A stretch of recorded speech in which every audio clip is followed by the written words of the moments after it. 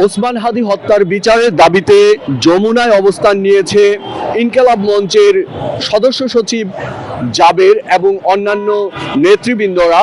কিন্তু যমুনার সামনে অতিরিক্ত আইন শৃঙ্খলা বাহিনী মোতায়েন করা হয়েছে, কাউকেই ভিতরে প্রবেশ করতে দেওয়া হচ্ছে না। এখানে জুলাই আন্দোলনে সম্পৃক্ত অনেকেই এখানে অবস্থান করছেন, কিন্তু তাদেরকেও ভিতরে প্রবেশ করতে দেওয়া হচ্ছে না। এখানে আইন শৃঙ্খলা বাহিনীর অতিরিক্ত আইন শৃঙ্খলা বাহিনী এখানে অবস্থান নিয়েছে।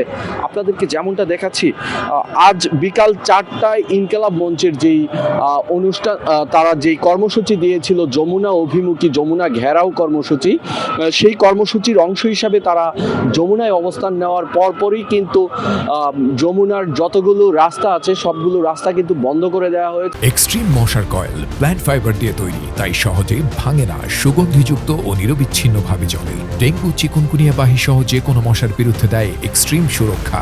কোনো ধরনের যান চলাচল এদিক দিয়ে করছে না এবং কাউকে ভিতরে ঢুকতে দেওয়া হচ্ছে না। এমনকি গণমাধ্যম কর্মী যারা আছেন তারাও কিন্তু এখানে বাধার সম্মুখীন হচ্ছেন এবং কাউকে ভিতরে ঢুকতে দেওয়া হচ্ছে না। আপনাদেরকে যদি একটু দেখাই, এখানে কিন্তু ইতিমধ্যে ডিসি মাসুদ, রমনার ডিসি মাসুদ এখানে এসে উপস্থিত হয়েছেন এবং জুলাই যোদ্ধা তাহরিমা সৌরভী সহ এখানে বেশ অনেক জুলাই যোদ্ধারা এখানে অবস্থান নিয়েছেন।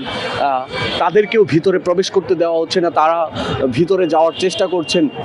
যমুনার সামনে ফুল ব্যারিকেড দিয়ে রাখা হয়েছে, আইন শৃঙ্খলা বাহিনীর অতিরিক্ত সদস্যরা এখানে উপস্থিত আছেন। গণমাধ্যম কর্মী সহ কাউকে এখানে ভিতরে ঢুকতে দেওয়া হচ্ছে না।